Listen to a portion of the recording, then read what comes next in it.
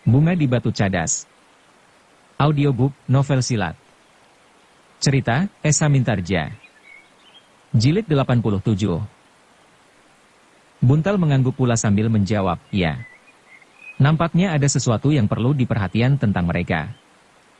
Ternyata kedua anak muda itu mempunyai sikap yang sama terhadap cerita tentang 3 orang berkuda yang telah berada di kaki Gunung Lawu itu. Apalagi karena mereka pun ternyata akan naik ke lambung seperti yang mereka katakan kepada pemilik warung itu. Kedua anak muda itu pun tidak berbicara lagi. Buntalah yang kemudian berbaring di atas sebuah batu yang basah oleh embun malam. Namun Buntal sama sekali tidak menghiraukannya. Ternyata Buntal yang juga merasa letih itu pun sempat juga tertidur. Tetapi ia pun tidak dapat tidur terlalu lama. Buntal juga terbangun ketika terdengar aum binatang buas. Akhirnya baik Juiring maupun Buntal tidak lagi berbaring dan berusaha untuk tidur. Namun mereka membiarkan saja Arum berbaring meskipun kadang-kadang nampak juga ia gelisah. Sekali-sekali Arum menggeliat dan berbalik. Namun kemudian ia menyilangkan tangannya kembali di dadanya. Sebenarnya lah pada saat itu, orang yang disebut bernama Ki Singaprana memang telah berada di kaki Gunung Lawu. Mereka adalah orang yang disebut pula oleh pemilik warung yang menolak menerima kuda mereka untuk dititipkan. Ternyata bahwa ketiganya berhasil menitipkan kudanya justru kepada seorang penghuni padukuhan meskipun mereka juga berjanji untuk memberikan imbalan. Setelah hampir jemu menunggu, maka mereka pun akhirnya melihat juga 3 orang anak-anak muda yang mendaki lereng gunung. Justru di saat matahari terbenam di ujung barat. Dengan sangat berhati-hati, ketiga orang itu mengikuti anak-anak muda itu memanjat lereng gunung. Mereka tidak dapat terlalu dekat, tetapi juga tidak dapat terlalu jauh, agar mereka tidak kehilangan jejak. Tetapi mereka mengumpat ketika ternyata ketiga anak-anak muda itu beristirahat di tempat yang agak terbuka. Sudah barang tentu bahwa mereka tidak dapat ikut memasuki tempat terbuka itu.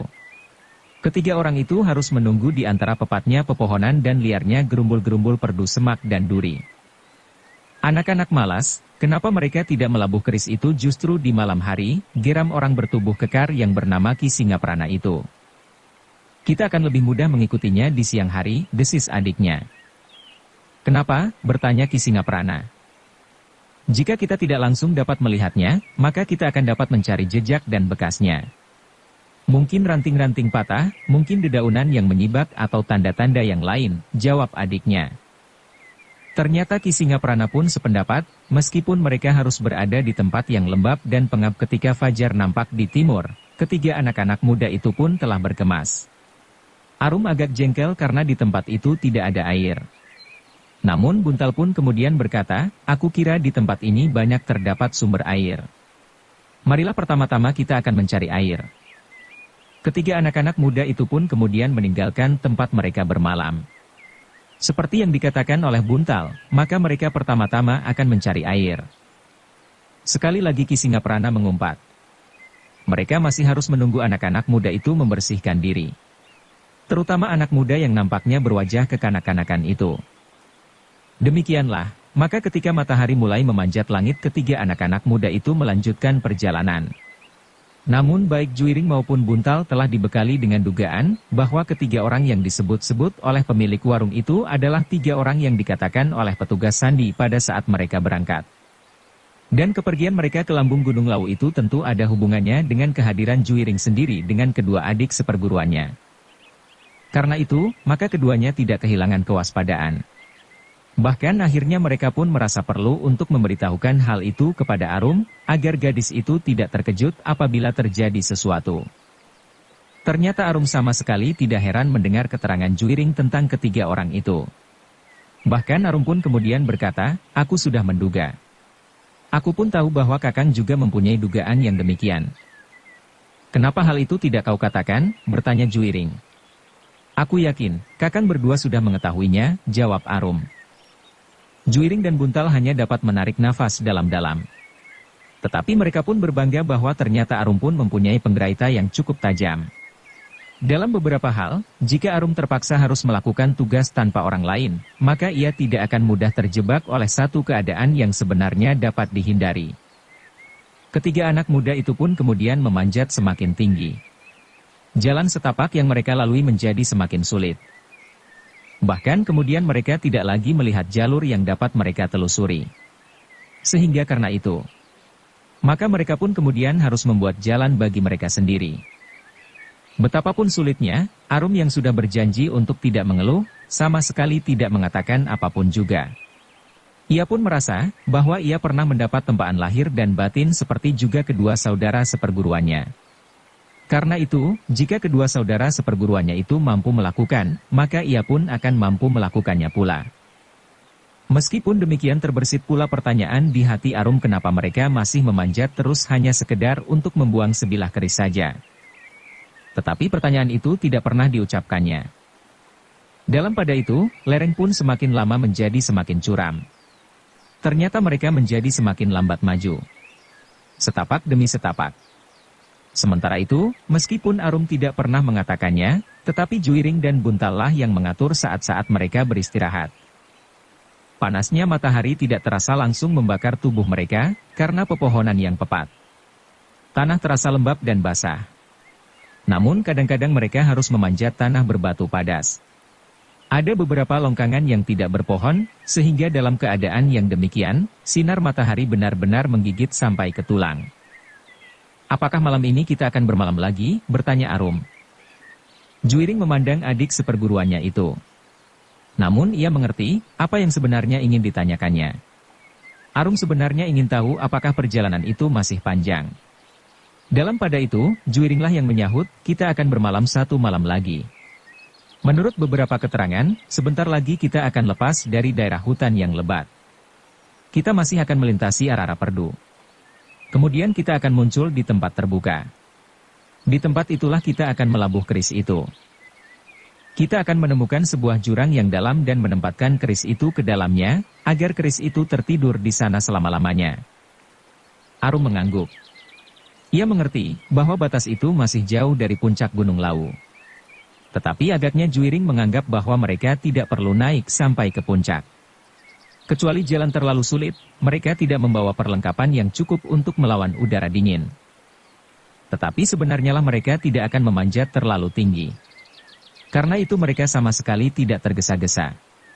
Apalagi jalan memang sangat sulit. Beberapa kali mereka harus berhenti, beristirahat dan makan bekal yang mereka bawa. Sementara itu, ternyata di lereng gunung yang papat oleh pepohonan itu, mereka tidak terlalu sulit untuk mencari air. Namun dalam pada itu, Juiring, Buntal dan Arum itu ternyata tidak dapat mengabaikan 3 orang berkuda yang mungkin mengikutinya. Karena itu, sambil beristirahat di antara pepohonan mereka mulai membicarakan apa yang harus mereka lakukan. "Kita harus memancing mereka," berkata Buntal. "Aku setuju.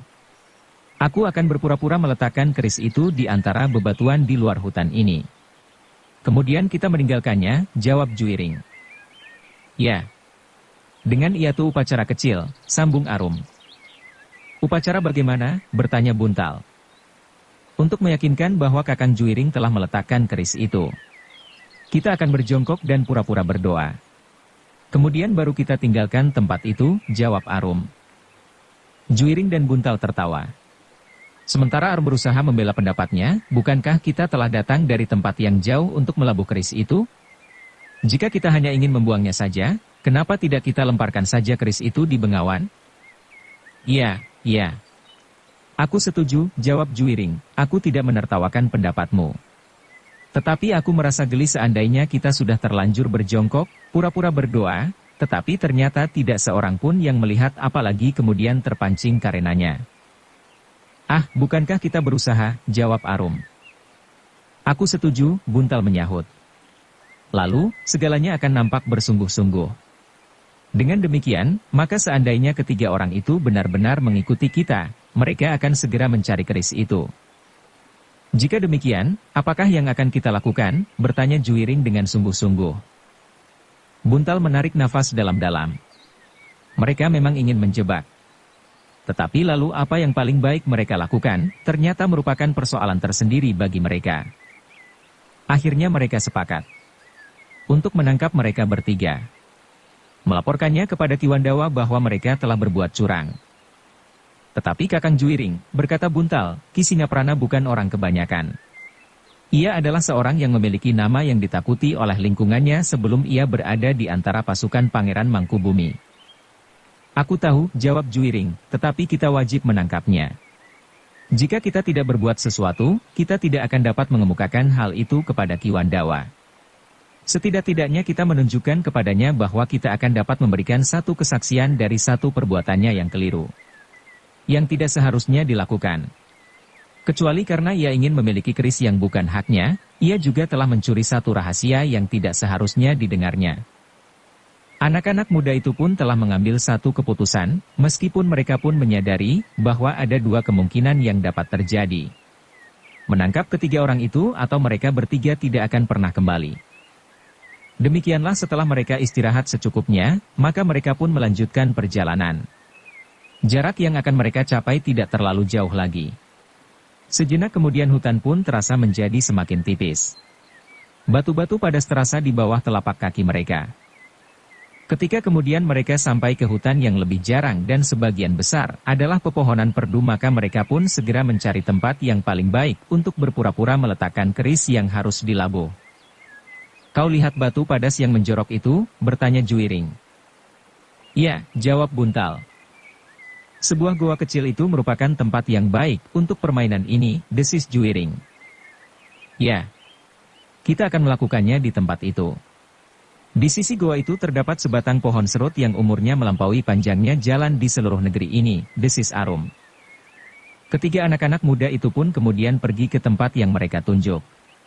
Sebuah dinding padas yang di bagian bawahnya terdapat semacam goa yang kecil dan dangkal. Sejenak kemudian ketiga anak-anak muda itu pun telah berdiri tegak di hadapan dinding padas yang menjorok itu. Kita berjongkok di sini, desis Arum. Ya. Aku akan berpura-pura meletakkan sesuatu, sahut Juiring. Ketiga anak-anak muda itu pun kemudian berjongkok di hadapan goa kecil itu. Juiring telah berpura-wira meletakkan sesuatu pada goa itu sementara Buntal dan Arum menunggu dengan penuh hikmat. Kita sekarang berpura-pura berdoa, desis Arum. Ketika orang anak muda itu pun kemudian berlutut sambil menunduk kepala mereka dalam-dalam. Namun dalam pada itu, Arum sendiri tersenyum membayangkan tingkah laku mereka. Namun dalam pada itu, sebenarnya lah tiga orang mengawasi mereka dari kejauhan. Ki Singaprana yang memimpin ketiga orang kawannya itu pun mengangguk-angguk sambil berkata, kita akan berhasil. Aku akan mengambil keris itu. Kemudian menghentikan ketiga anak-anak muda itu dan membunuhnya, adiknya tersenyum. Katanya, ternyata yang kita lakukan tidak sesulit yang kita bayangkan. Jangan meremehkan anak-anak itu, sahut kawannya, mereka adalah anak-anak muda yang mendapat kepercayaan dari Ki Wandawa. Kepercayaan apa? Sahut Ki Singaprana, apakah karena Juiring itu bekas seorang prajurit dari pasukan berkuda, maka ia memiliki ilmu yang luar biasa. Aku percaya bahwa Pangeran Ranakusuma adalah seorang senapati yang pilih tanding. Tetapi apa artinya Juiring itu bagiku?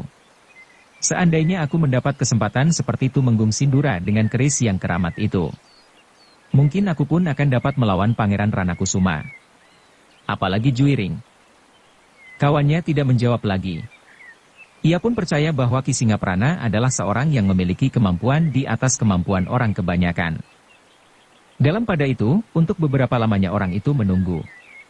Akhirnya mereka menarik nafas dalam-dalam ketika mereka melihat ketiga anak-anak muda itu kemudian berdiri.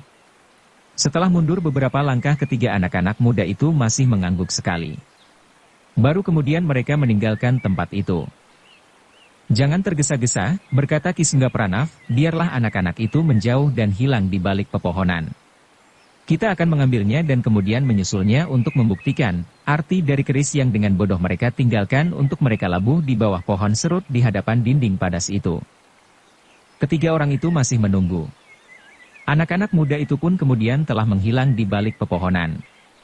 Menurut pengamatan ketiga orang yang menungguinya itu, anak-anak muda itu tentu sudah mulai dengan perjalanan mereka menuruni lambung Gunung Lawu.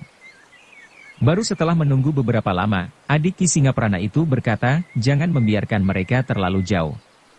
Kita akan terpisah dari mereka, sehingga sulit untuk menyusulnya. Ki Singaprana pun kemudian bangkit berdiri. Sejenak kemudian katanya, marilah. Kita mengambil pusaka itu. Aku akan memilikinya dan memeliharanya sebaik-baiknya, agar tuah keris itu benar-benar akan bermanfaat bagiku. Aku akan menjadi seorang tumenggung dan aku akan memiliki wibawa sebesar Tumenggung Sindura. Tanpa Pangeran Ranakusuma, maka Tumenggung Sindura tidak akan dikalahkan oleh siapapun juga. Ki Singaprana bersama adik dan kawannya itu pun kemudian keluar dari tempat persembunyian mereka. Dengan hati-hati mereka mendekati dinding padas yang menjorok itu. Ketiga orang itu pun langsung menuju ke sebuah goa kecil yang terdapat pada dinding padas itu. Pohon serut itu agaknya yang menjadi ancar-ancar mereka. Mungkin Pangeran Ranakusuma yang berpesan agar keris itu dilabuh di bawah pohon serut. Nampaknya Pangeran Ranakusuma benar-benar takut terhadap keris itu, sehingga ia berharap dengan demikian anak keturunannya tidak akan tersentuh oleh keris itu, berkata Ki Singaprana. Tetapi adiknya menyahut, tetapi justru anaknya langsunglah yang akan mengalaminya. Ki Singaprana tertawa. Katanya, itu adalah perbuatan nasib. Dan nasib Juwiring memang sangat buruk. Ketiga orang itu pun berhenti di depan dinding padas. Sejenak mereka mengawasi keadaan. Kemudian mereka mulai melihat apa yang terdapat di dalam goa kecil, di bawah pohon serut itu. Gila, desis Ki Singaprana, keris itu dikuburnya. Ketiga orang itu pun kemudian berjongkok di depan goa kecil itu. Mereka mendapatkan seonggok tanah sebagaimana sebuah kuburan kecil yang ditandai oleh sebuah batu hitam. Dengan hati-hati Ki Singaprana pun membongkar onggokan tanah itu. Sementara adiknya berpesan, hati-hatilah. Jika ujung keris itu sempat tergores di jari-jarimu. Kau benar, jawab Ki Singaprana. Ia pun kemudian mencabut pedangnya. Dengan pedang itu ia mengaduk seonggok tanah di dalam goa kecil dan dangkal itu.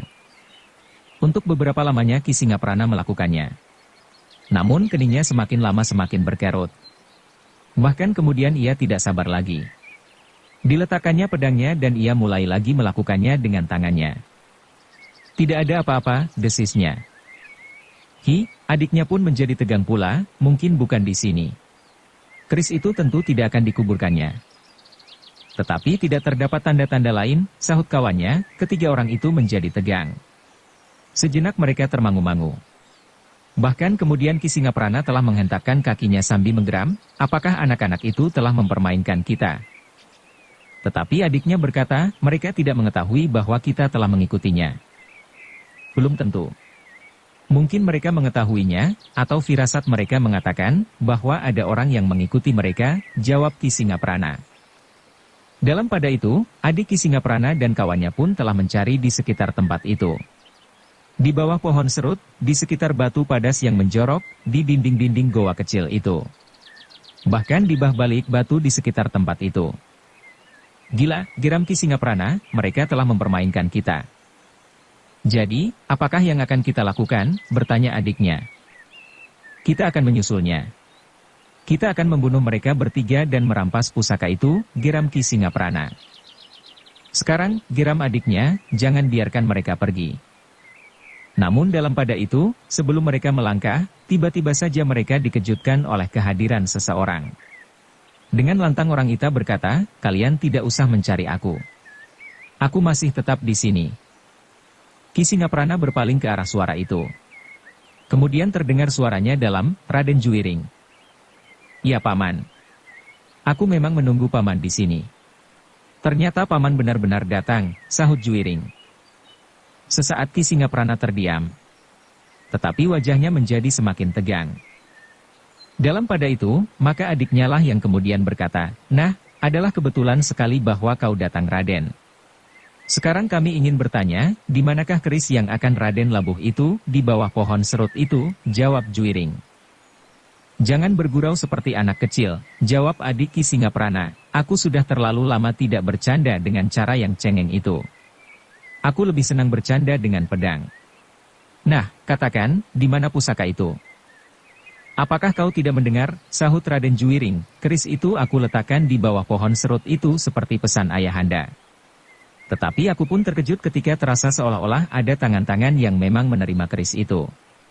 Aku tidak dapat melawan ketika tangan itu kemudian menggenggamnya dan merenggutnya dari tanganku. Semuanya itu hanya terjadi dalam sesaat, karena sekejap kemudian keris itu telah hilang, manjing ke dalam tubuh batang serut itu. Aku tidak tahu, apakah jika pohon itu ditebang, kayu pun dibelah, akan dapat diketemukan keris itu juga. Raden jangan ngayawara, geram Ki Singaprana. Agaknya Raden memang menganggap kami sebagai kanak-kanak yang pantas diajak bergurau dalam keadaan seperti ini. Raden, aku mohon, cepat tunjukkan di mana keris itu. Bukankah keris itu sudah tidak terpakai lagi bagi Raden? Tetapi keris itu memang harus dilabuh paman.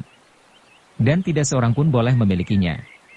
Karena itu, maka perjalanan kami lakukan secara rahasia. Adalah aneh jika paman dapat mengetahui bahwa kami pada hari ini berada di Gunung Lawu untuk menyingkirkan keris itu sebagaimana dipesankan oleh ayahanda Pangeran Ranakusuma. Sudahlah. Sebaiknya Raden jangan bertanya sesuatu yang bukan kewajiban Raden. Yang penting, tunjukkan keris itu. Ki Singaprana menjadi tidak sabar lagi. Sudah aku labuh, jawab Raden Juwiring. Belum. Raden bohong, sahut Ki Singaprana, tetapi aku pun mengerti bahwa Raden akan berkeberatan untuk mengatakan di mana keris itu. Baiklah. Aku akan memaksa Raden untuk berbicara. Raden tentu mengenal, siapakah aku. Namaku ditakuti orang sejak bertahun-tahun yang lalu. Namun ternyata perjuangan Pangeran Mangkubumi telah berhasil menjinakkan namaku yang semula dianggap liar. Tetapi justru karena aku telah banyak berjasa pada pasukan Pangeran Mangkubumi, aku mohon Raden tidak berkeberatan untuk menyerahkan keris itu, tetapi Raden Juwiring menggeleng. Jawabnya, maaf paman. Seandainya keris itu belum aku labuh, aku pun tidak akan menyerahkannya, karena demikianlah pesan ayahanda Pangeran Ranakusuma pada saat-saat terakhir dari hidupnya. Tetapi ayahanda Raden sudah meninggal.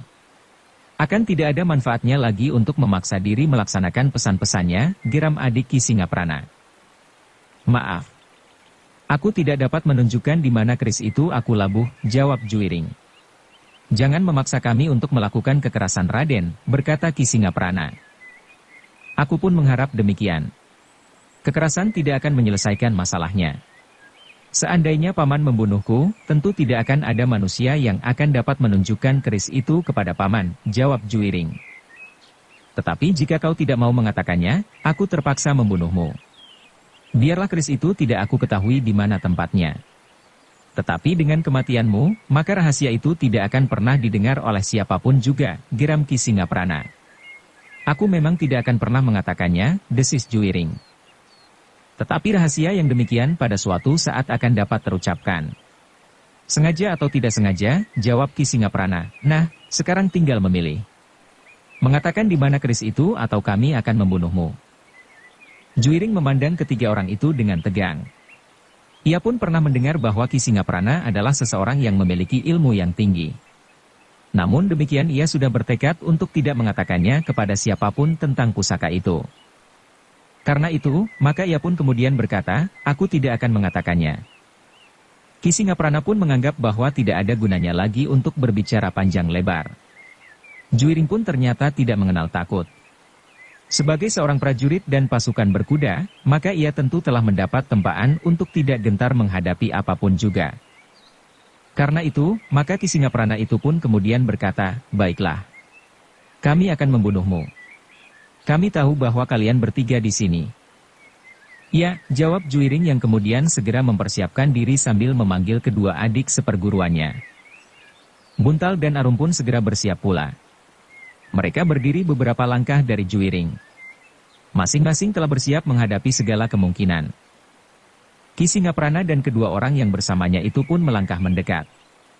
Kemarahan nampak memancar di wajah orang yang namanya pernah menggetarkan pesisir utara itu. Namun yang kemudian telah bergabung pada pasukan Pangeran Mangkubumi, meskipun ternyata hal itu sekedar dipergunakannya sebagai selubung saja. Sebenarnya aku merasa sayang untuk membunuh anak-anak muda ini, berkata Ki Singaprana, kalian masih diperlukan oleh pasukan Pangeran Mangkubumi. Tetapi karena kalian keras kepala, maka apa boleh buat? Kami akan membunuh kalian bertiga, meskipun sebenarnya kalian sendiri dapat menghindari hal ini. Juwiring tidak menjawab. Ia pun tergeser maju. Dengan tajamnya ia menatap Ki Singaprana. Nampaknya Ki Singaprana adalah orang yang paling gawat di antara tiga orang yang mengikutinya. Karena Juwiring merasa dirinya yang tertua di antara ketiga anak muda itu, maka ia pun telah menempatkan diri menghadapi Ki Singaprana. Sementara Buntal telah bersiap di hadapan adik Ki Singaprana, sementara kawan mereka telah dihadapi oleh Arum. Namun tiba-tiba kawan Ki Singaprana itu berkata, apakah gadis ini boleh dibiarkan hidup? Adik Ki Singaprana Lajang menyahut, aku sependapat biarlah ia dibiarkan hidup. Aku akan mengantarkannya kembali kepada ayahnya. Memuakkan, geram Arum yang marah. Namun Juiring menyahut, jangan marah Arum. Kau harus menghadapi lawanmu dengan hati yang terang agar kau tidak dikacaukan oleh kecurangan yang dilakukan orang-orang itu justru karena kau seorang gadis yang tidak akan dapat dikalahkan dengan ujung senjata. Arum tidak menyahut.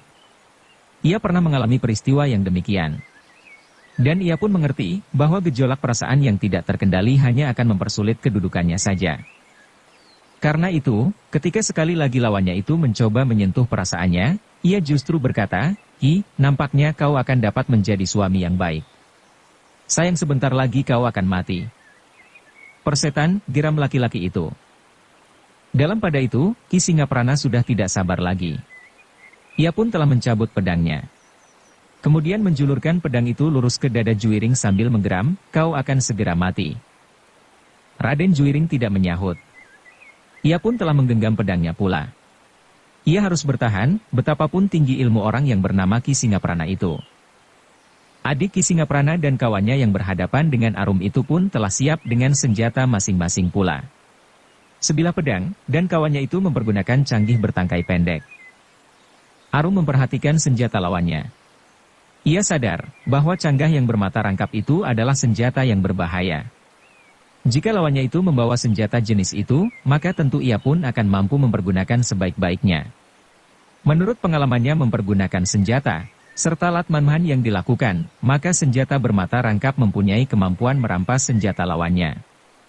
Jika pedangnya terperangkap di antara kedua mata canggah itu, dan kemudian canggah itu diputarnya, maka senjatanya tentu akan terlepas dari genggaman. Bersambung ke jilid 88. Dukung kami dengan subscribe, follow, like, komen dan share. Terima kasih.